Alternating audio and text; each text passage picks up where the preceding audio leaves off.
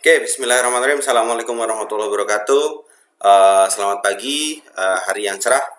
Kita ketemu lagi di pertemuan ketiga etika profesi. Cuman dalam keadaan yang berbeda ya, karena minggu lalu kita masih ketemu tatap muka. Minggu ini kita diminta untuk belajar online. Jadi saya memutuskan untuk bikin video ini untuk teman-teman pelajari. Dan nanti akan ada tugas di akhir pertemuan ini yang harus teman-teman kumpulkan di akhir sesi sebagai wujud absensi dari kehadiran kelas yang akan saya ampu pada pagi hari ini.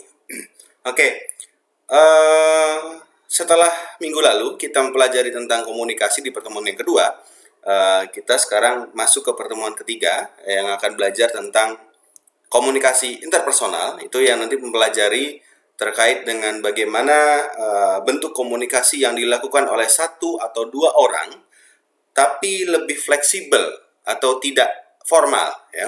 Jadi kalau komunikasi yang kemarin kita pelajari itu lebih ke formal, kalau sekarang kita berbicara tentang komunikasi yang non formal atau komunikasi interpersonal. Oke, ini poin yang perlu teman-teman catat dan nanti harus teman-teman rangkum dan dikumpulkan kembali ke saya untuk dijadikan absensi. Terus yang kedua ada karakteristik komunikasi ya. Itu nanti kita akan belajar tentang bagaimana sih karakteristik komunikasi itu. Jadi apa yang bisa dilakukan dengan komunikasi, melibatkan siapa atau hal-hal apa yang bisa kita apresiasikan terhadap komunikasi. Terus kemudian yang ketiga persepsi nih. Kita akan belajar terkait dengan persepsi. Jadi kalau misalnya teman-teman berkomunikasi itu tentu punya persepsi yang berbeda antara satu dengan yang lainnya. Jadi bukan berarti ketika misalnya kita mengatakan sesuatu, orang lain menerimanya dengan sama seperti apa yang kita inginkan. Belum tentu. Itu tergantung persepsi dari masing-masing. Nah, ini nanti yang akan kita pelajari di pertemuan ketiga.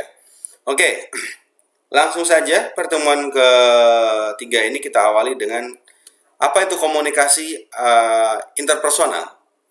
Jadi di sini saya bilang komunikasi interpersonal adalah komunikasi antar pribadi, ya, merupakan bentuk komunikasi yang dilakukan oleh dua orang atau lebih menggunakan bahasa yang mudah dipahami oleh kedua belah pihak dan cenderung fleksibel dan informal.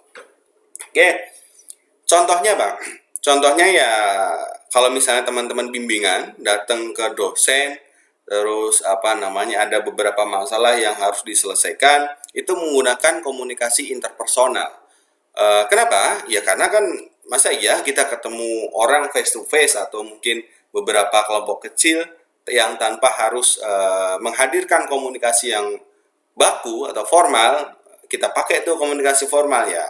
Jadi otomatis pesan yang akan disampaikan kemungkinan besar tidak akan tersampaikan.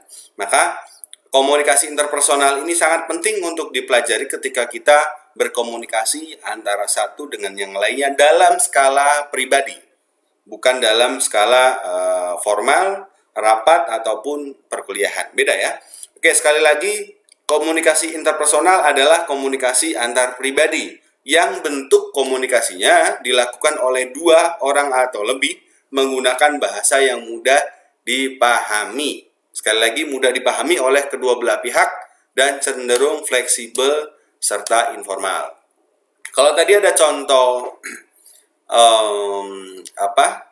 dari bimbingan mahasiswa dengan dosen, ya mungkin sekarang contohnya teman-teman misalnya dengan orang tua ataupun dengan teman sebaya atau mungkin dengan pacar mungkin.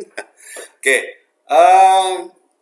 komunikasi interpersonal lebih banyak menggunakan bahasa-bahasa yang mudah dipahami dan bahasa-bahasa yang mungkin kita dan lawan berbicara itu tahu bahasa itu. Kayak misalnya orang Jakarta berbicara dengan sesama orang Jakarta mungkin pakai kata-kata lu, gue, atau dan lain sebagainya. Kalau misalnya mungkin itu dihadirkan komunikasinya terhadap satu orang yang tinggal di pelosok mungkin yang nggak tahu lu apa, gue apa, mungkin nggak akan tersampai. Tapi kalau sama-sama orang Jakarta yang mengerti akan bahasa itu baru bisa tersampaikan, ya. Itu komunikasi interpersonal. Oke. Kemudian ini ada 7 karakteristik komunikasi interpersonal. Ini dari bukunya Harjana 2007, page 86 sampai 90. Itu yang pertama melibatkan di dalamnya perilaku verbal dan nonverbal. Verbal dan nonverbal sudah kita bahas kemarin di video saya bikin video juga nih untuk pertemuan kemarin. Nanti bisa dilihat di YouTube ya, terkait dengan pertemuan yang lalu. Jadi kalau teman-teman mau nge-review materi bisa di situ. Itu yang pertama. Verbal dan nonverbal sudah kita bahas minggu lalu ya. Terus yang kedua melibatkan perilaku spontan, tepat dan rasional. Nah, ini karakteristik komunikasi interpersonal ini sangat berpengaruh, sangat identik dengan spontanitas. Kita mau ngomong apa, kita tiba-tiba menyampaikan sesuatu kepada seseorang dan kita mentransform itu sebagai informasi dan ingin kita sampaikan, maka itulah spontanitas. Jadi tiba-tiba misalnya contoh, saya ketemu siapa? Tito atau siapa? Saya pengen bilang bahwa toh besok ada tugas, saya minta tolong disampaikan ke teman-teman. Itu kan pikiran spontan saya yang harus saya sampaikan kepada Tito yang nanti akan disampaikan ke teman-teman. Jadi bukan berarti misalnya saya ngomong ke Tito bahwa Mas Tito dengan hormat saya menyampaikan besok akan ada tugas. Nah, ini nggak akan tersampaikan ya. Oke, yang kedua, yang berikutnya tepat. Jadi ketika saya menyampaikan pesan itu, saya usahakan mengolah pesan itu supaya tepat sasaran dan intinya adalah saya ingin memberikan tugas ke kelas teman-teman. Jadi cara komunikasi saya pun nggak akan panjang lebar. Jadi saya langsung to the point, straight to the point, apa yang harus saya sampaikan kepada si salah satu ini, contohnya Tito. Terus kemudian rasional. Dan saya juga harus memberikan pesan ini secara rasional ketika memberikan tugas ke kalian. Contohnya, misalnya saya mau ngasih tugas kepada kalian lewat salah satu teman-teman, atau misalnya salah satunya Tito lah. Saya kasih tugas, tapi bukan berarti tugas yang banyak itu dalam detik itu juga harus selesai. Misalnya contohnya itu secara rasional juga tidak akan tercapai ketika saya memberikan tugas yang banyak, misalnya 100 soal dikumpulkan saat itu juga. Jadi itu yang perlu kita perhatikan. Terus yang ketiga, ini ada komunikasi antar pribadi tidaklah statis, melainkan dinamis. Everywhere, anytime, dan kepada siapapun bisa kita sampaikan. Tidak nggak statis banget dan nggak baku banget. Jadi kapanpun misalnya kita lagi tidak bisa tatap muka, saya mungkin bisa by WhatsApp, ya. Kalau misalnya saya nggak punya WhatsApp, mungkin saya bisa by phone, tidak harus tatap muka ataupun tidak harus berkomunikasi secara formal di dalam satu pertemuan. Nah, ini karakteristik komunikasi interpersonal.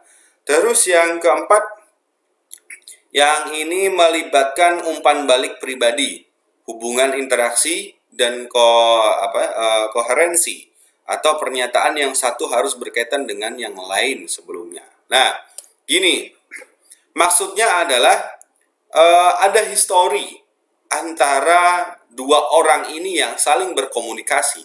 Jadi tidak tiba-tiba saya memberikan suatu instruksi kepada kalian tanpa tahu sebelumnya saya berbicara apa. Itu tentang interpersonal ya.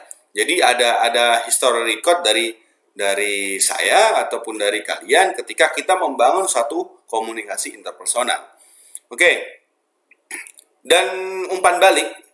Jadi melanjutkan tadi contoh yang tadi, kalau misalnya si Tito saya berikan informasi, tolong sampaikan kepada teman-teman bahwa kita ada tugas soalnya A, B, C, D dan lain sebagainya. Saya minta tolong dikumpulkan, tolong ya kapan, minggu depan atau besok tolong dikumpulkan.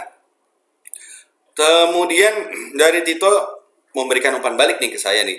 Baik Pak, siap, akan saya sampaikan kepada teman-teman terkait tugas ini. Berarti komunikasi interpersonal itu menuntut untuk terjadinya umpan balik secara pribadi atau secara personal. Oke, itu yang poin 4. Kemudian yang poin kelima, komunikasi antar pribadi dipandu oleh tata aturan yang bersifat intrinsik dan ekstrinsik.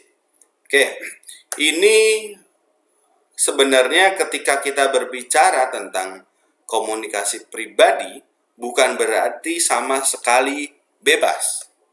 Tapi kita ada norma dan aturan yang tidak tertulis terkait dengan etika.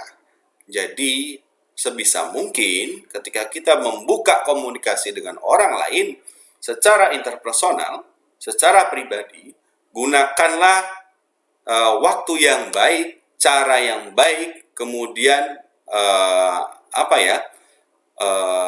mood yang baik, dan untuk menghadirkan suasana yang bisa dijalin dalam berkomunikasi. Oke. Kemudian nomor 6, komunikasi antar pribadi merupakan suatu kegiatan dan tindakan. Bisa dibilang ketika saya ambil contoh tadi, saya memberikan instruksi kepada Tito untuk menyebarkan tugas ke teman-teman. Jadi itu adalah kegiatan saya dan tindakan ketika saya punya satu pemikiran yang harus kalian miliki. Seperti yang kita pelajari minggu lalu, komunikasi adalah sharing kepemilikan. Jadi saya punya ide nih. Saya pemilik ide bahwa kalian harus mengerjakan tugas. Makanya saya sampaikan ke Tito, tolong sampaikan kepada teman-teman dengan tujuan informasi yang saya miliki, kalian miliki juga. Ya. Jadi ini merupakan tindakan atau kegiatan untuk mentransfer kepemilikan dari saya ke kalian. Oke. Terus yang ketujuh, melibatkan di dalamnya bidang persuasif. Oke lah. Ini nanti bisa kita pelajarin juga. Jangan lupa poin-poin yang seperti ini tolong dicatat. Nah, nanti saya akan minta di akhir sesi untuk menyusun rangkuman dari pertemuan kita hari ini. Nanti saya minta feedback dari teman-teman sebagai kehadiran absensi. Oke, terus kita masuk ke persepsi nih. Persepsi. Oke, proses komunikasi berawal dari persepsi. Sorry.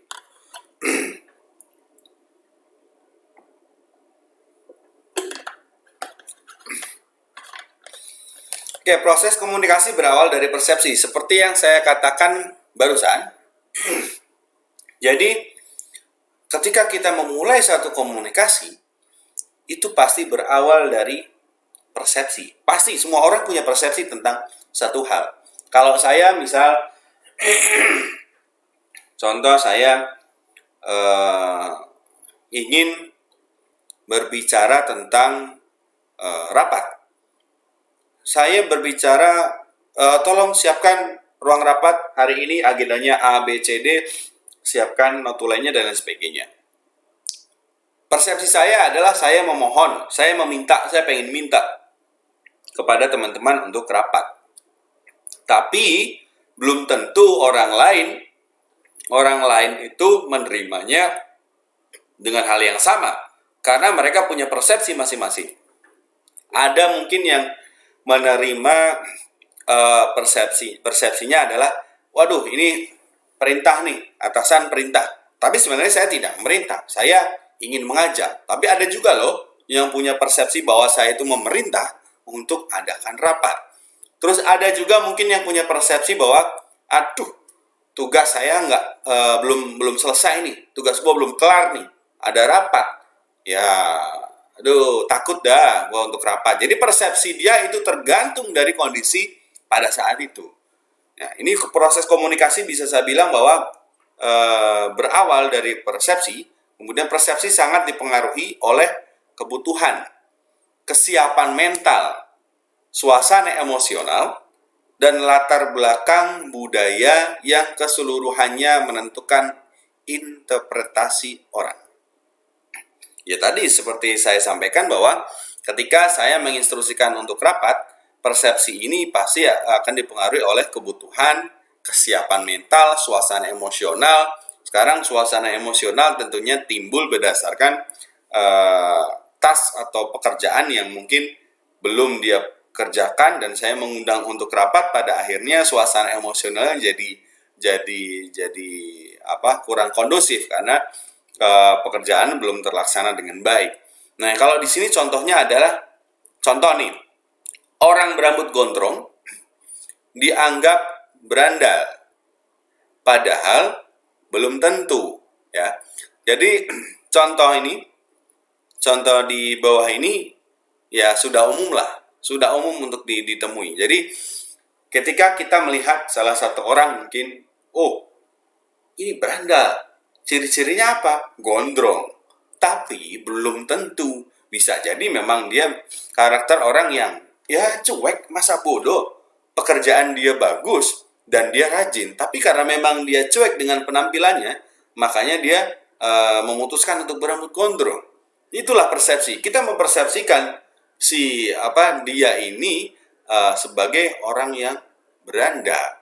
Tapi padahal ya belum tentu berandal karena memang aslinya hanya tidak mempedulikan penampilan aja. Nah, itu persepsi. Terus sifatnya persepsi itu ada dan timbul berdasarkan yang pertama, pengalaman. Yang kedua selektif, yang ketiga penyimpulan, yang keempat tidak akurat, yang lima evaluatif. Itu sifat persepsi. Yang pertama pengalaman dulu nih. Persepsi itu timbul dikarenakan dari misalnya ada contoh pengalaman. Jadi misal saya bilang kayak tadi contoh yang gondrong ya. Saya bilang ini orang gondrong. Jadi dia berandal, dia bukan orang baik. Mungkin itu timbul berdasarkan pengalaman bahwa selama ini orang yang tidak baik ataupun orang yang berandal itu mayoritas punya rambut gondrong. Itu jadi berdasarkan pengalaman yang sudah-sudah. Itu sifat persepsi. Itu timbul pasti dari pengalaman ya. Terus kemudian yang kedua selektif. Hadirnya persepsi ini otomatis kita akan sedikit protect nih, dan ataupun kita seleksi apa yang kita lihat, apa yang akan kita lakukan, dan apa yang kita putuskan terkait hal tersebut. Contoh kayak misalnya melanjutkan tadi ya, saya punya pengalaman bahwa teman-teman yang berambut gondrong itu tidak baik, itu pengalaman. Tapi tidak semua memang. Ini hanya contoh saja ya. Terus kemudian saya selektif, saya bilang dia ini bukan teman yang baik, ini bukan teman yang cocok untuk saya. Makanya saya bersifat selektif nih. Jadi saya memilih teman berdasarkan gondrong, berdasarkan rambut panjang ataupun pendek. Nah, itu contoh persepsi. Terus yang ketiga, penyimpulan. Jadi ketika saya memastikan bahwa si yang berambut gondrong ini memang dia orang yang tidak bagus berdasarkan pengalaman saya, dan kalau itu ternyata terjadi, benar-benar terjadi, saya bisa mengambil kesimpulan bahwa si A ini dengan rambut gondrongnya memang dia orang yang kurang baik dan orang yang kalau tadi dibilang berandal. Nah, ini hanya contoh. Terus kemudian nomor 4, sifatnya tidak akurat. Ya, sudah pasti tidak akurat, namanya juga persepsi. Saya mempersepsikan seseorang atau saya mempersepsikan salah satu dari kalian mungkin malas belajar atau nggak mau ngikutin mata kuliah saya, kan nggak akurat.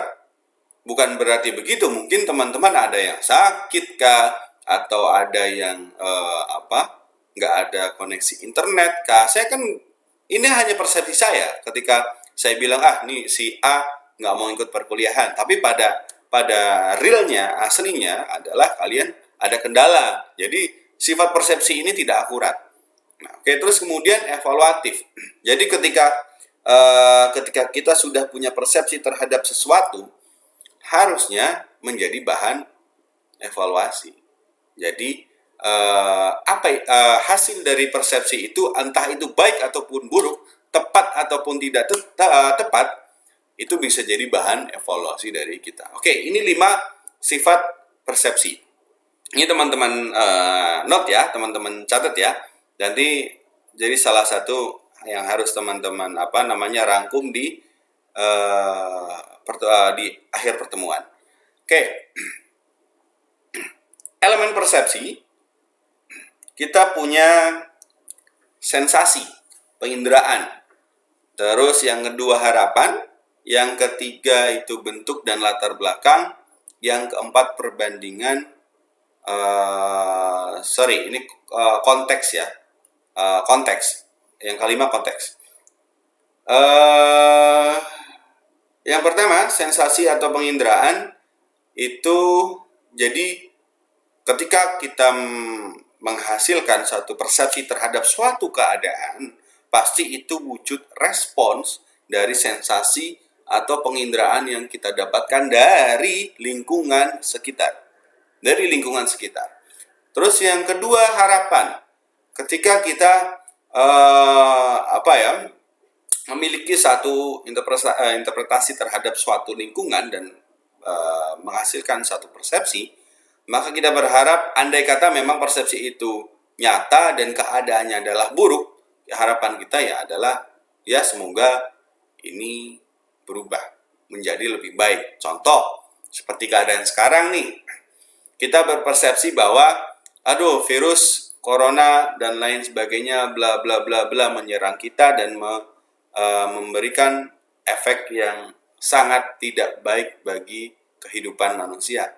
Ya otomatis dengan persepsi itu memang itu nyata ya. Jadi kita berharap bahwa semuanya akan meningkat, ya lebih baik lagi, jadi sesuatu yang mungkin untuk kita lalui ke depannya. Itu harapan. Itu adalah hasil dari persepsi lingkungan sekitar.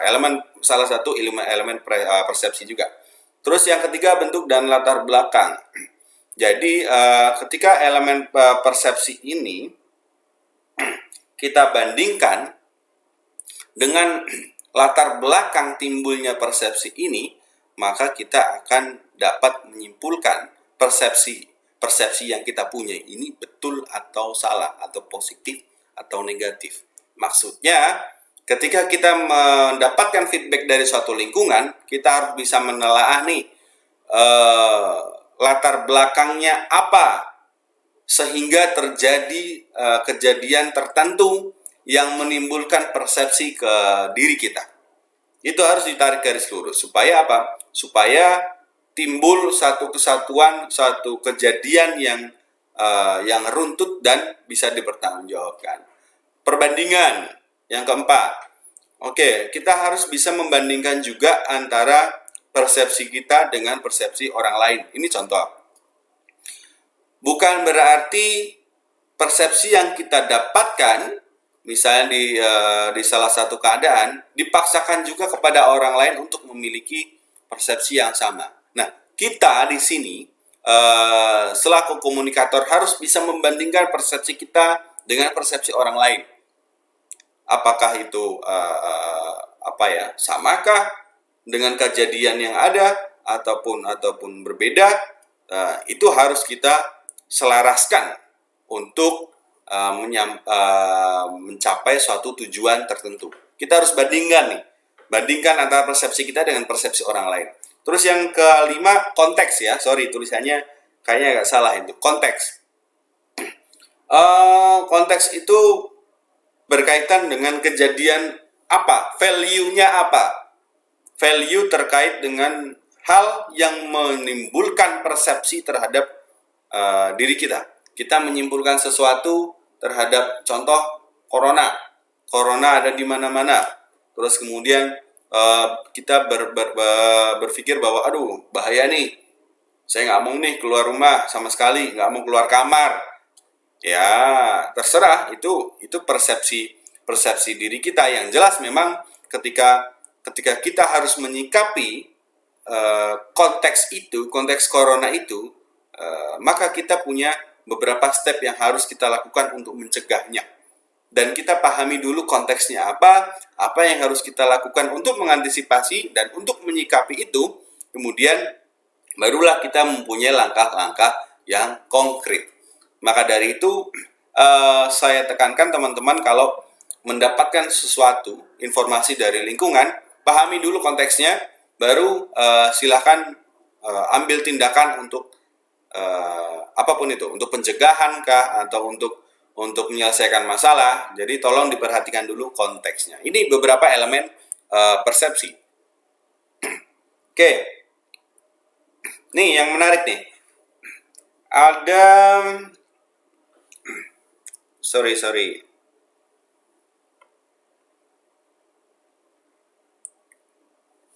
ada strategi untuk mempengaruhi persepsi orang lain terhadap kita. Oke. Yang pertama, impression management, yaitu orang cenderung mengarahkan persepsi orang lain terhadap dirinya. Yang kedua ada rhetorical sensitivity, mengajarkan orang untuk peka terhadap diri sendiri, situasi dan orang lain. Attributional response itu cara lain dari penggunaan proses atribusi melalui perilaku kita sebagai reaksi atas tindakan orang lain. Yang keempat, konfirmasi antar pribadi atau tanggapan atau reaksi atas perilaku orang lain. Nih, strategi untuk mempengaruhi persepsi orang lain itu perlu dalam komunikasi. Jadi bukan berarti kita mau cari perhatian, bukan. Tapi yang jelas persepsi itu bisa kita pengaruhi. Persepsi orang lain nih bisa kita pengaruhi tentunya dalam hal ini adalah persepsi-persepsi yang positif. Yang pertama, impression management, orang cenderung mengarahkan persepsi orang lain terhadap dirinya. Jadi usahakan ketika kita memiliki persepsi atau kita ingin berkomunikasi yang sangat tergantung dari persepsi, ya sebagai manusia otomatis setiap orang ini intinya ingin mengarahkan persepsi orang lain terhadap dirinya. Saya pengen kalian punya persepsi baik tentang saya. Itu adalah keinginan yang wajar, keinginan yang positif. Andai kata saya tidak menciptakan persepsi yang baik kepada kalian terhadap diri saya, misal contoh, apa iya kalian mau ikut mata kuliah saya? Apa iya kalian mau masuk ke dalam kelas saya? Pastinya ketika saya tidak membangun impression management yang baik kepada kalian, otomatis materi-materi yang akan saya sampaikan tidak akan saya deliver, tidak akan bisa dideliver ke kalian. Karena apa? Karena impression kalian kepada saya itu sudah buruk. Otomatis saya harus punya strategi dong untuk mempengaruhi persepsi kalian terhadap saya ketika saya berlaku sebagai dosen etika profesi. Ya, yang kedua, mengajarkan orang untuk peka terhadap diri sendiri, situasi, dan orang lain. Oke, saya mempunyai keinginan dan kepentingan untuk mempengaruhi persepsi kalian. Beberapa minggu yang lalu saya pernah bilang terkait dengan sosial media. Saya tekankan kalian untuk enggak masalah mainan sosial media, tapi tolong sinkronkan dengan social reality, ya. Jadi kalian benar-benar gabung kepada teman-teman atau benar-benar berkomunikasi secara langsung dengan teman-teman. Itu salah satu strategi mempengaruhi persepsi kita terhadap orang lain yang mengajarkan tentang kepekaan diri sendiri, situasi, dan orang lain. Nah, itu otomatis ketika saya berbicara seperti itu, otomatis kalian berpikiran bahwa oh ya, saran dari Pak Pandu oke lah, saran dari Pak Pandu bagus. Makanya kalian punya persepsi baik terhadap saya. Itu yang kedua. Terus yang ketiga, ada attributional response. Cara lain dari penggunaan proses atribusi melalui perilaku kita sebagai reaksi atas tindakan orang lain. Oke. Dalam hal ini atribusi perilaku kita sebagai reaksi. Oke. Dalam hal ini saya bilang ketika saya menghadirkan sesuatu yang tidak baik bagi kalian, otomatis kalian akan bereaksi apapun itu. Jadi misalnya saya bilang, dah kalian nggak usah ini deh, nggak usah datang, nggak usah ngerjain tugas, dan nggak usah, wah sudah nilai kalian udah biar gitu aja. Itu dalam perkuliahan. Pasti kalian akan bereaksi dengan apa yang saya sampaikan terkait dengan perkuliahan. Ada yang mungkin bilang, Pak, kok gitu sih? Gimana dong? Berarti saya kuliah sia-sia. Salah satu contoh. Nah, itu dia strategi untuk mempengaruhi, salah satu strategi mempengaruhi persepsi orang lain. Yang keempat, konfirmasi antar pribadi, tanggapan atau reaksi atas perilaku orang lain. Oke, ketika saya mengeluarkan wacana ke kalian bahwa kalian nggak usah masuk, kalian nggak usah ujian, dan kalian nggak usah ngumpulin tugas, dapat nilai 0, kalian harus punya tanggapan dong. Pak, ini kenapa? Bapak kenapa mengeluarkan kebijakan seperti ini? Nah, upaya-upaya itu yang bisa kalian lakukan untuk mempengaruhi persepsi orang lain terhadap kalau hal ini ya terhadap kalian. Jadi mempengaruhi persepsi saya terhadap apa yang kalian mau itu dengan cara tanggapan atau reaksi atas perilaku orang lain. Oke, istirahat dulu, kita minum sebentar sambil dipahamin tadi beberapa hal yang sudah saya sampaikan. Sekali lagi tolong dicatat.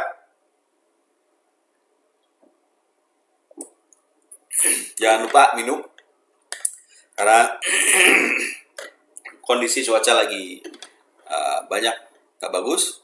Banyak minum hangat. Terus ya salah satu yang dianjurkan itu ada jahe. Silahkan bisa dibuat di rumah lah. Kita kuliah sambil santai. Mungkin ada yang kuliah sambil sarapan kali ya. Ada yang kuliah sambil minum, enggak masalah. Oke. Sampai dengan strategi ini mudah-mudahan kalian mengikuti dengan baik. Kemudian kita lanjutkan ke konsep diri. Oke ya. Kita masuk ke konsep diri. Sebentar.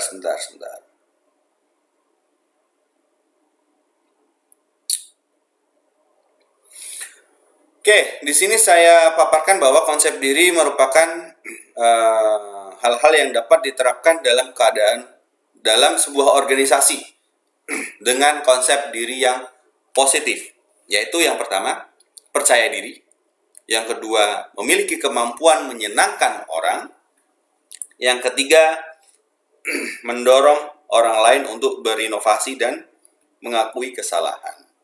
Oke.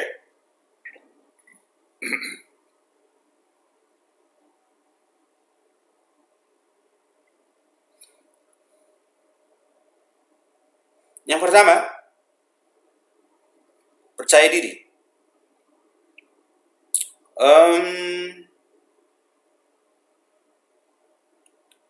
Tentu ya, saya bilang di sini percaya diri karena setiap hal,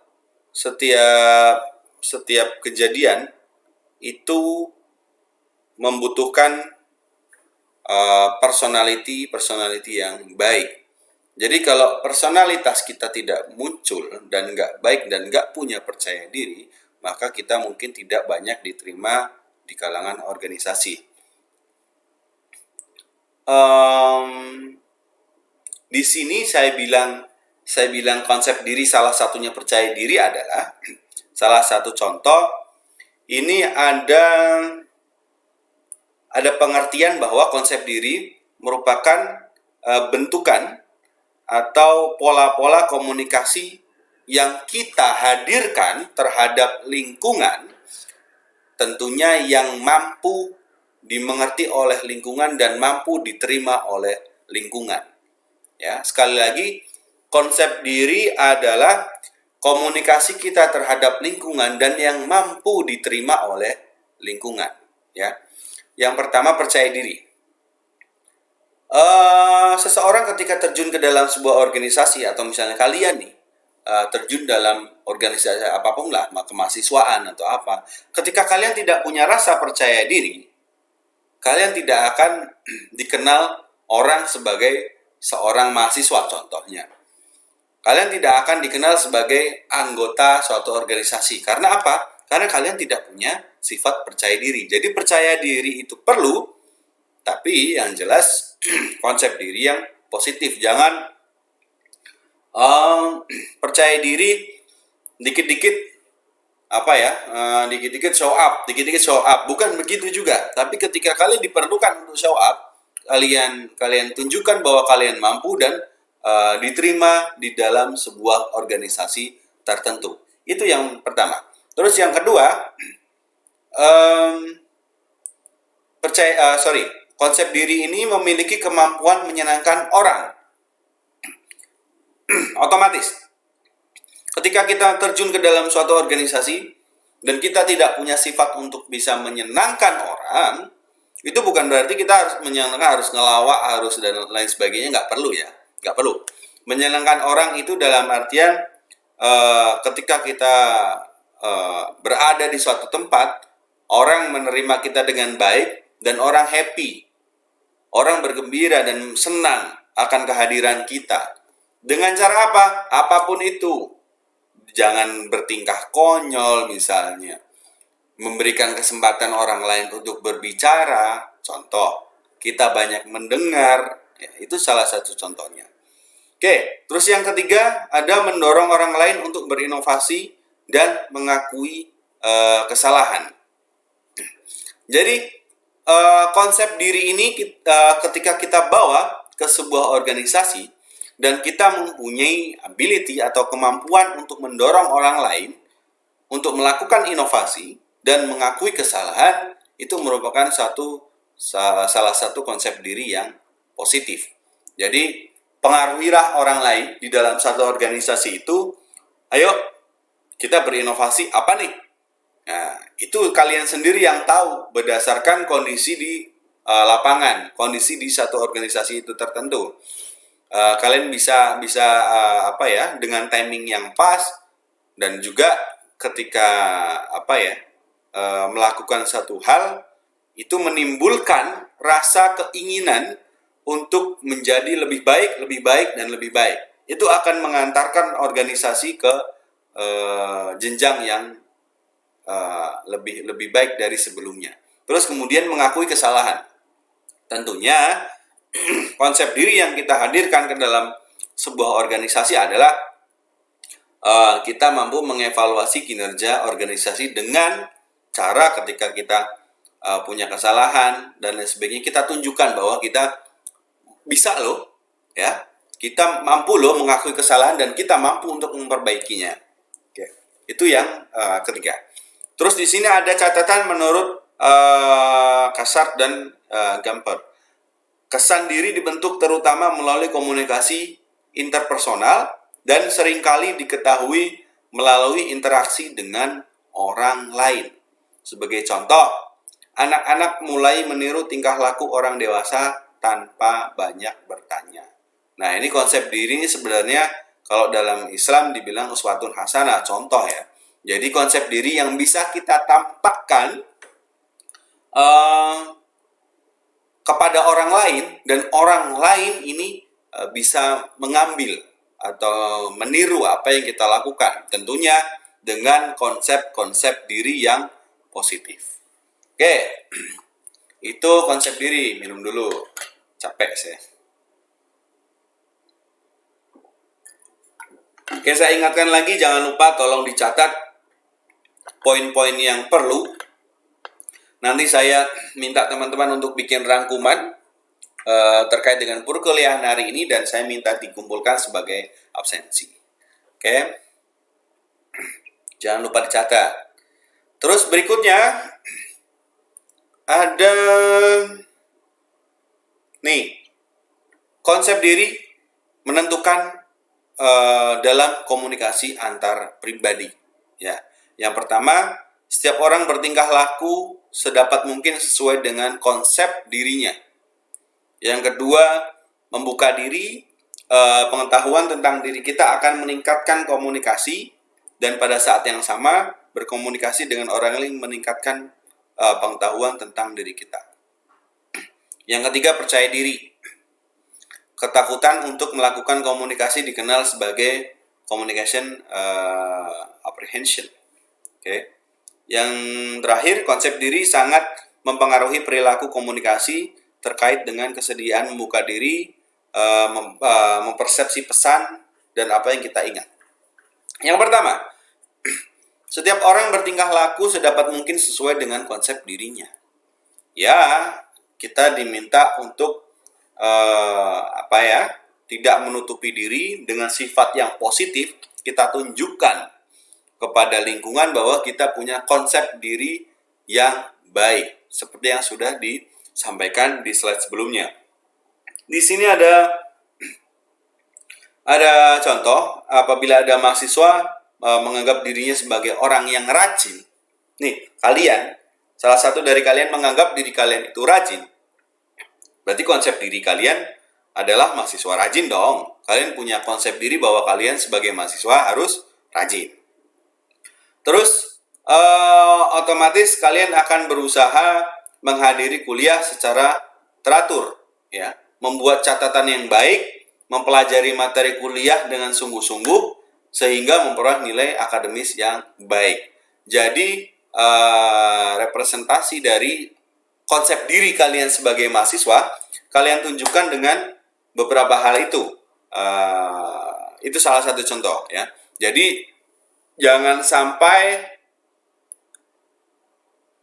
kita bilang konsep dirinya adalah mahasiswa, tapi aktualisasinya bukan mahasiswa, atau mungkin misalnya orang di bengkel dan lain sebagainya, datang terserah dia, belajar nggak belajar terserah dia, nilai jelek juga oke-oke aja, berarti tidak sesuai dengan konsep diri yang kalian bangun sebagai mahasiswa. Jadi kalian sebagai mahasiswa yang rajin, konsep diri itu tolong bertingkah laku sedapat mungkin sesuai dengan konsep yang sudah kalian kenalkan sebagai mahasiswa rajin. Oke, yang kedua, ini membuka diri atau pengetahuan tentang diri kita akan meningkatkan komunikasi. Pada saat yang sama, berkomunikasi dengan orang lain meningkatkan pengetahuan tentang diri kita. Kita buka diri loh, harus buka diri dengan orang lain. Bukan berarti apa yang semuanya kita punya harus dipunyai orang lain juga, bukan.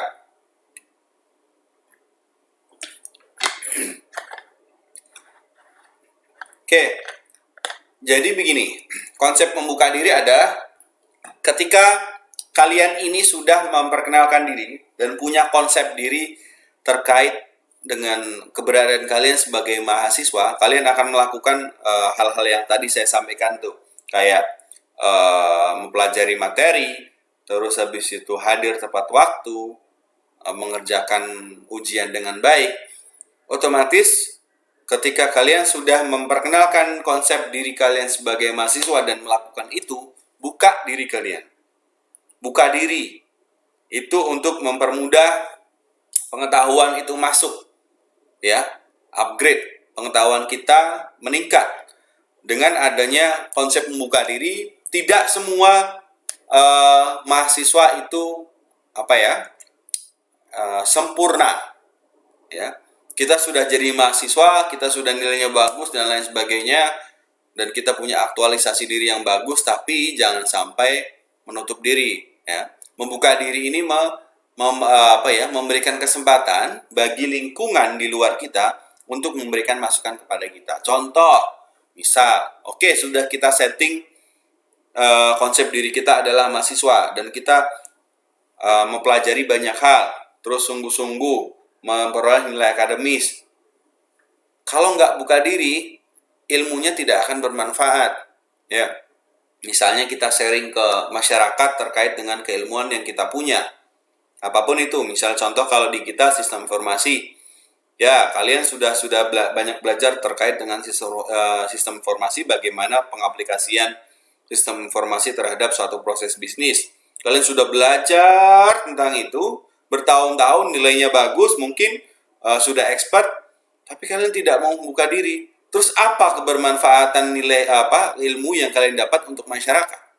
Ya, apa yang kalian dapatkan dari eksternal diri kalian, dari masyarakat untuk meningkatkan pengetahuan tentang diri kalian? Nggak ada. Itu dampak-dampak negatif itu akan kalian dapatkan ketika kalian tidak mau membuka diri. Dengan membuka diri, kita bisa mengimplementasikan pengetahuan yang kita punya terhadap masyarakat, ataupun kita bisa lebih aktual dalam menerapkan keilmuan itu karena bersentuhan langsung dengan kenyataan.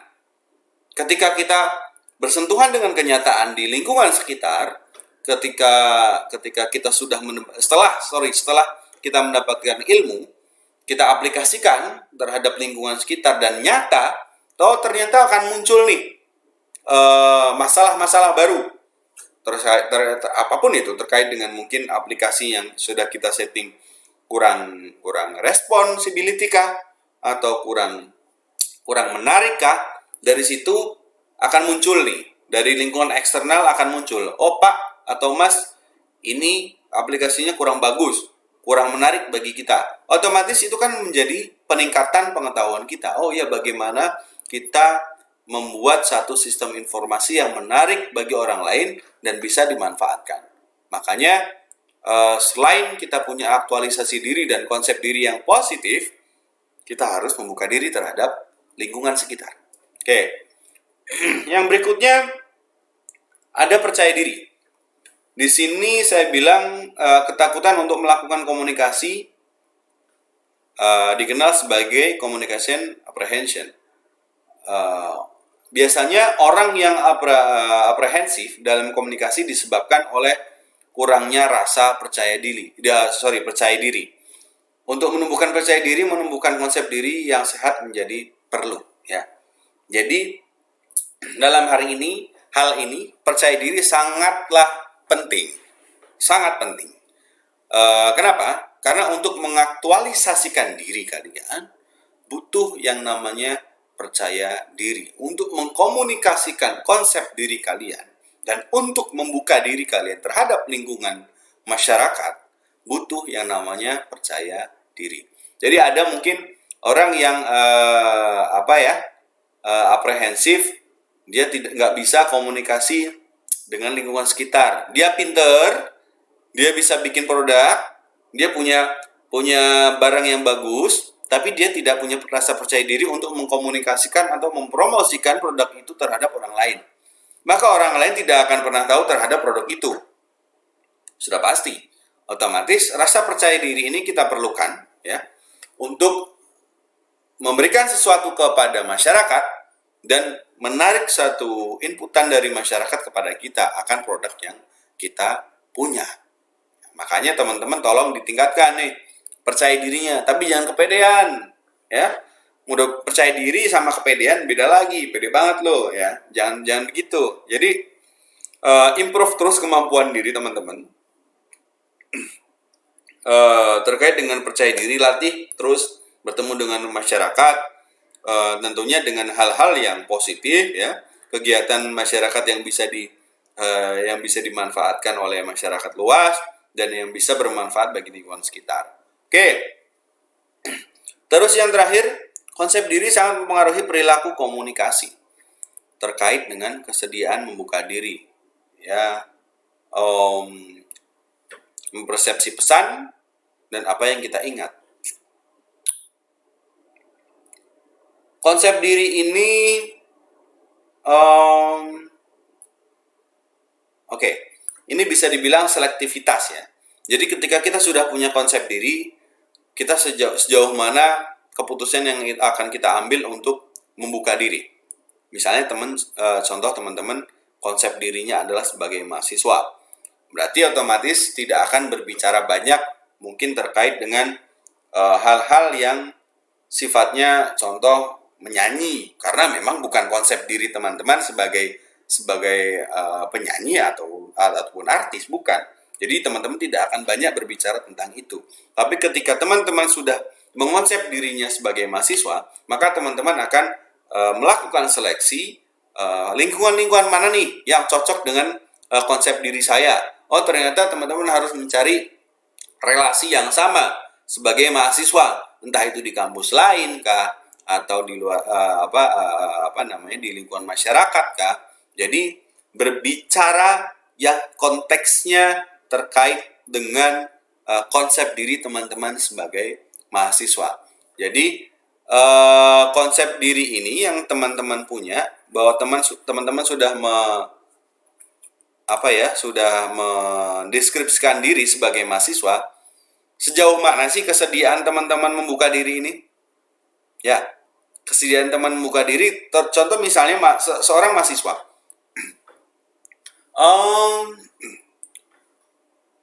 Bukan berarti ketika kita dihadapkan terhadap satu lingkungan, contoh pasar ataupun misalnya toko, tidak mungkin kan teman-teman membuka obrolan dengan si penjual toko ataupun yang orang yang di pasar dengan bahasa-bahasa akademis, kan nggak mungkin.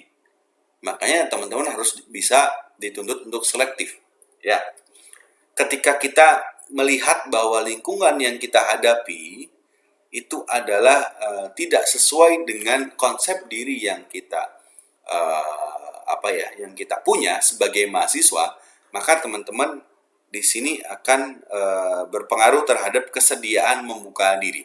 Tapi kalau teman-teman bertemu dengan orang yang sekonsep, ya, misalnya di kampus lain, bertemu dengan sesama mahasiswa di kampus lain, otomatis teman-teman akan sangat bersedia membuka diri. Apapun itu masalahnya, apapun itu case-nya, teman-teman akan banyak ngobrol terkait akademik ya dengan mahasiswa-mahasiswa di kampus lain. Itu contohnya. Terus kemudian mempersepsi pesan, persepsi selektif itu bisa dibilang bagaimana tentang kita mempersepsikan apa yang kita sampaikan terhadap orang lain, terhadap dalam artian di sini teman-teman kan sedang dalam contoh kesediaan membuka diri terhadap sesama mahasiswa di kampus lain. Otomatis kita olah nih persepsinya sesuai dengan apa yang kita sampaikan kepada teman-teman mahasiswa di kampus lain. Jadi kalau kita mau ada kegiatan makrab, misal contoh kegiatan makrab, otomatis kita akan berbicara dengan orang-orang yang seprofesi, yaitu mahasiswa.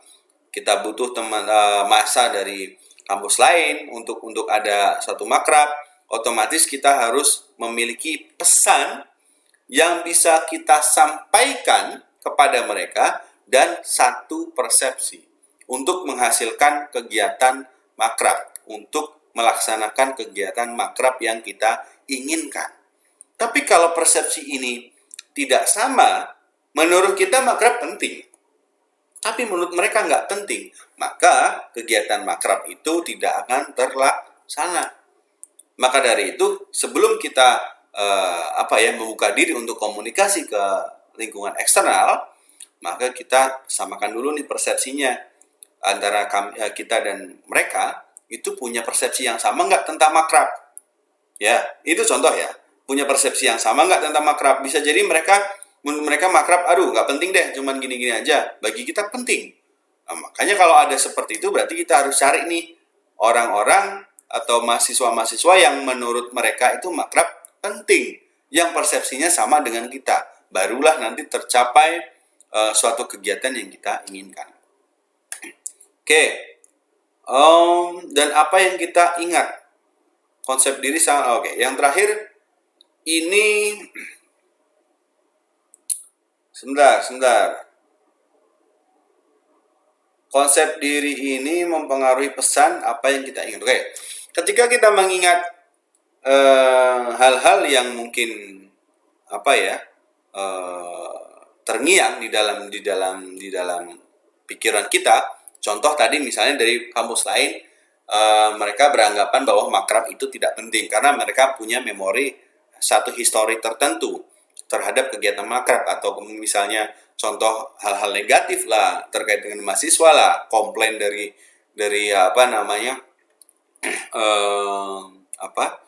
orang tua atau mungkin dan lain sebagainya. Jadi itu akan menjadi ingatan terus bagi mereka. Maka dari itu konsep diri ini sangat penting dalam menyikapi pesan. Konsep diri ini dalam konteks persepsi pesan itu sangat penting. Tergantung siapa yang menyampaikan. Ada orang bilang gini, jangan perhatikan orangnya, perhatikan apa yang disampaikan. Ini penting.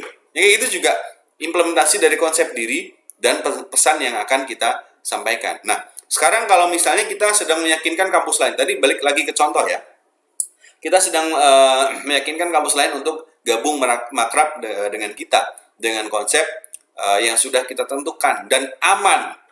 Misalnya contoh makrab kita punya kegiatan yang oke lah bisa kita ikutin dan aman, terkendali. Tentunya mereka mungkin dengan kesediaannya yang terbatas, karena mereka pernah punya satu masalah dengan makrab, kita selaraskan nih. Ya, contohnya mereka mengingat bahwa dulu pernah makrab tapi susah ngordinirnya, ataupun orang tua mereka banyak yang nggak setuju. Nah, itu bisa jadi. Nah, makanya kita harus punya konsep diri untuk menyelaraskan apa yang mereka ingat dan apa yang kita konsep. Nah, oke. Itu konsep diri. Kemudian selanjutnya, ini kita berbicara tentang komunikasi interpersonal dalam organisasi. Balik ke tadi nih, komunikasi interpersonal ada komunikasi antara satu atau dua orang atau lebih secara informal, tidak formal. Konsep diri positif dan rasa harga diri merupakan prasyarat bagi terciptanya suatu hubungan bisnis yang baik dan berhasil. Oke. Bisa dibilang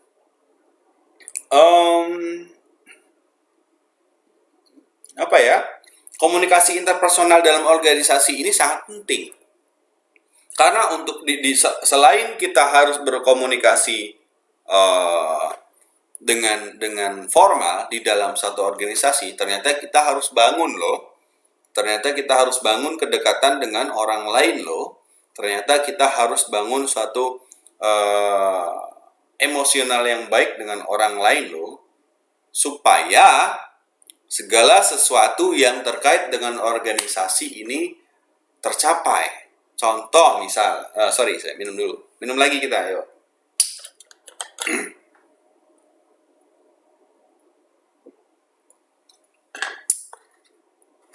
Oke.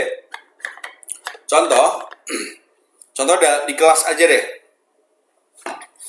Di kelas, ketika saya minta kalian untuk bikin tugas, atau saya tugaskan kalian untuk bekerja kelompok, saya rasa kalian akan membutuhkan komunikasi interpersonal lebih banyak. Karena apa? Untuk mencapai suatu tujuan, untuk mencapai suatu goal, tujuannya adalah apa? Tugas dikumpulkan dengan maksimal. Untuk menyelesaikan tugas itu perlu adanya komunikasi interpersonal antara kalian dengan teman-teman. Ya simple deh. Kalau saya kasih kalian tugas kelompok, tapi kalian musuhan, mana bisa ngerjain tugas? Bisa. Kalau saya minta dikumpulkan nanti sore atau besok pagi tugas kelompok kalian, kok kalian musuhan atau kalian nggak ngomong-ngomong antara satu dengan yang lain, apa bisa tercapai? Oke lah, secara formalnya saya menunjuk kalian untuk, kamu bikin tugas ini, kamu bikin tugas ini, dikumpulkan nanti sore. atau besok pagi. Itu secara formal. Secara formal saya berbicara seperti itu. Tapi perlu juga komunikasi secara interpersonal di kalangan kalian, di satu kelompok itu. Jadi ketika formalitasnya adalah saya memberikan tugas, secara informal kalian saling berkomunikasi untuk menyelesaikan tugas itu. Jadi komunikasi interpersonal ini sangat perlu dalam organisasi. Ya, hubungan kalau saya bilang tadi tugas kelompok, bisa kalian bayangkan juga dengan hubungan bisnis. Hubungan bisnis adalah hubungan antara kalian dengan teman kalian di kelompok itu supaya tujuan kelompok itu tercapai. Tujuan kelompok apa? Mengumpulkan tugas tepat waktu, tugas yang maksimal, ya. Otomatis ketika kalian punya harmonisasi yang baik, interpersonal yang baik, kalian akan bisa mengerjakan tugas dengan baik pula. Oke, realnya lah. Realnya adalah di kantor.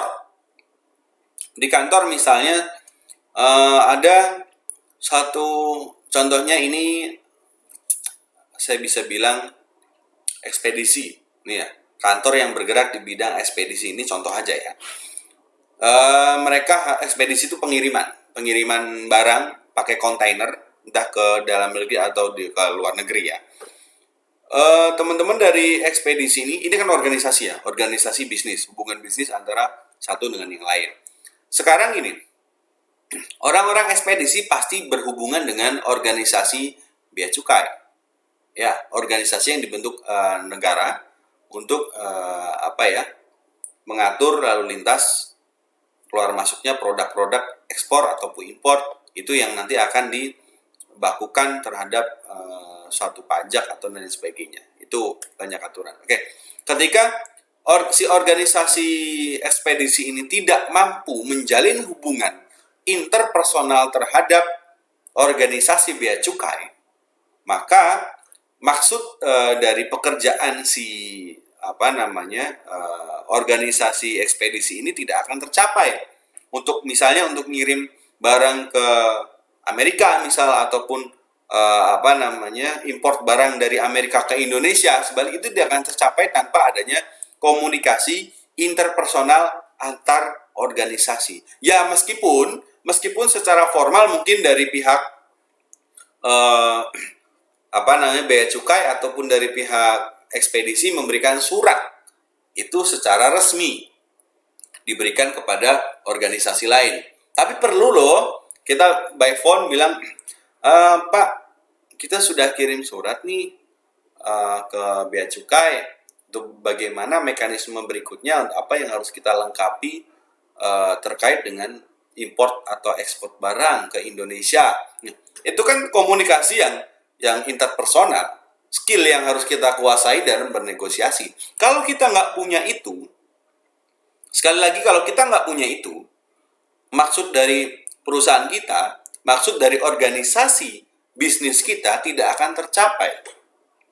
Kita tidak akan punya hubungan bisnis yang baik dengan organisasi lain, ya. Terus maksud dari diri kita ataupun maksud dari organisasi kita tidak akan berhasil. Oke, kira-kira sampai di situ, oke ya, bisa menjelaskan terkait dengan komunikasi interpersonal dalam organisasi. Sangat penting. Oke, sekarang ada 3 kebutuhan dasar interpersonal. Ini yang paling mendasar. Yang pertama, ini inclusion atau dilibatkan. Suatu kebutuhan untuk dilibatkan merupakan hal yang mendasar bagi semua orang. Suatu kebutuhan untuk dilibatkan merupakan hal mendasar bagi semua orang. Oke, ini tulisannya duplikasi. Oke, jadi setiap orang memang punya rasa. Kalau dia masuk dalam satu organisasi tertentu, dia selalu punya rasa untuk ingin dilibatkan. Apabila memang dia punya keinginan untuk memajukan suatu organisasi. Makanya saya bilang di sini adalah 3 kebutuhan dasar interpersonal, komunikasi interpersonal. Yang pertama itu kebutuhan untuk dilibatkan dalam suatu kegiatan. Terus yang kedua, kontrol. Kebutuhan akan pengendalian atau kontrol itu berhubungan dengan suatu harapan akan kekuasaan, perasaan seorang pemimpin dan kewenangan untuk mengubah lingkungan. Jadi, kebutuhan dasar untuk membangun interpersonal itu adalah salah satunya untuk pengendalian. Karena misal nih kita di dalam suatu posisi tertentu, atau misal kalian nih ada di posisi ketua BEM, contoh salah satu dari kalian. Kalau kalian tidak punya kemampuan interpersonal, kalian tidak akan bisa mengambil kontrol terhadap rekan-rekan kerja kalian, terhadap staf-staf di BEM itu sendiri. Kalian tidak akan bisa. Hanya dengan surat cukup. Misalnya ketua BEM ke sekretaris menyurati, ya nggak cukup hanya sekedar itu. Tapi kalian harus bangun komunikasi interpersonal sebagai wujud pengendalian, ya, oleh seorang pemimpin terhadap kewenangan di satu organisasi tertentu. Oke. Yang ketiga, afeksi atau kasih sayang. Kebutuhan-kebutuhan ini menekankan sebagian besar perilaku hubungan dalam suatu organisasi dan dicerminkan dalam cara orang-orang mengharapkan orang lain untuk melibatkan, mengendalikan, dan menunjukkan kasih sayang. Oke, tentu dalam menjalankan suatu roda organisasi, ya jangan kaku-kaku banget. Ya, organisasi itu butuh orang yang peka terhadap orang lain, terhadap kejadian yang terjadi di dalam organisasi itu tersendiri. Tentunya perlu yang namanya kasih sayang terhadap orang lain, dan mungkin itu yang tidak bisa disampaikan dengan bahasa formal, misalnya dengan surat, itu nggak bisa. Tapi dengan interpersonal kita bisa tunjukkan bahwa kita punya kepedulian, punya simpati terhadap orang lain yang bisa mereka pahami sebagai, oh, ini punya simpati nih ke kita nih. Maka hubungan interpersonal itu akan terbangun dengan baik. Oke, itu 3 kebutuhan dasar interpersonal. Ya, mudah-mudahan sampai di situ bisa dipahami ya. Sekali lagi saya ingatkan, tolong dicatat, tolong dirisam. Nanti saya minta ada kalian kumpulkan sebelum jam 12 siang ini. Karena terkait dengan absensi, saya akan ambil dari situ. Oke. Selanjutnya mendengarkan dalam komunikasi interpersonal. Nih, saya bacakan. Maka dalam menciptakan komunikasi interpersonal yang efektif, diharapkan adanya keterbukaan dan kemauan untuk mendengarkan dengan baik hal apa saja yang dikomunikasikan. Oke, dalam komunikasi interpersonal, tidak hanya kemampuan kita untuk berbicara secara non-formal, terus kemudian orang mengerti. Enggak. Tapi kemampuan kita untuk mendengar apa yang orang lain sampaikan, itu perlu, dan sangat perlu. Jadi dengan mendengarkan, kita bisa nih tahu maksud orang lain menyampaikan kita secara interpersonal. Ya, secara bahasa non-resmi, kita akan memahami dan ketemulah suatu keputusan di antara satu atau dua belah pihak yang dihasilkan dari terjadinya suatu komunikasi interpersonal. Nah, makanya mendengarkan ini adalah salah satu poin penting dalam membangun komunikasi interpersonal. Banyak-banyak dengerin, saya bilang. Ya, kalau ada orang ngomong, misalnya dosen berbicara pribadi, mungkin teman-teman bimbingan, banyakin dengerin. Ya, bukan berarti bertanya itu salah, bukan. Tapi dalam berkomunikasi, sebisa mungkin saya tekankan teman-teman untuk banyak mendengarkan. Supaya apa? Supaya informasi yang kita serap itu makin banyak, dan kita bisa untuk mengambil keputusan terkait apa yang harus kita laksanakan. Oke. Di sini ada keterbukaan merupakan suatu cara untuk mendapatkan informasi yang dibutuhkan dan bagaimana cara informasi dibagikan. Oke, dengan kita mendengarkan, dengan kita menyampaikan informasi yang akurat, berarti keterbukaan di antara kita dalam membangun komunikasi interpersonal sudah terwujud. Jadi, misalnya saya menyampaikan sesuatu secara pribadi ke kalian, dan kalian mendengarkan dengan senang hati, kemudian mungkin ada feedback dari kalian, dan saya juga mendengarkan dengan senang hati, maka akan terjalin suatu komunikasi dan menghasilkan suatu keputusan yang disepakati bersama. Oke. Mungkin hari ini videonya saya rasa cukup.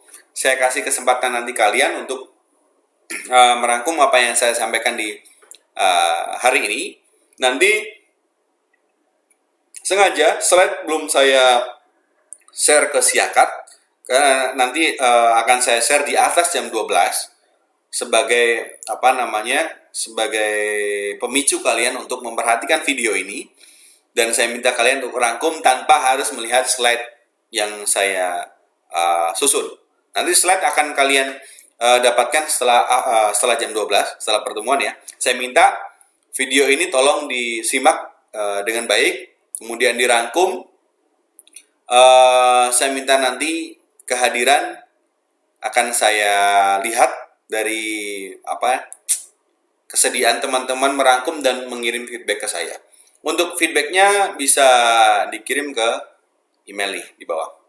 Seperti biasa ya. Saya tunggu sampai dengan jam 12, maksimal jam 12, sebagai feedback dari teman-teman menyatakan bahwa teman-teman hadir di perkuliahan pada pagi hari ini ya. Oke, mungkin itu aja dari saya. Oh ya, akan saya sampaikan, saya mohon dengan sangat bagi teman-teman yang sedang menjalankan perkuliahan online di rumah, jangan kemana-mana dulu ya. Di rumah dulu, puasa dulu lah di rumah. Jangan main-main ke mall, terus jangan main-main ke tempat rekreasi dulu, mengingat sekarang ini kita sedang dilanda virus ya. Pemerintah minta kita untuk meminimalisir kegiatan-kegiatan yang melibatkan orang banyak. Maka dari itu, melalui video ini saya menghimbau kalian semua untuk tetap di rumah, menikmati kegiatan belajar mengajar di rumah, dan harapan saya kalian tetap belajar dan kuliah kita tetap berjalan. Oke, mungkin itu aja dari saya untuk sesi ini, pertemuan ketiga cukup. Sekali lagi saya tunggu feedbacknya, saya tunggu rangkuman dari video ini dikirimkan sebelum jam 12 siang ini. Terima kasih dari saya. Billahi taufiq wal hidayah. Assalamualaikum warahmatullahi wabarakatuh.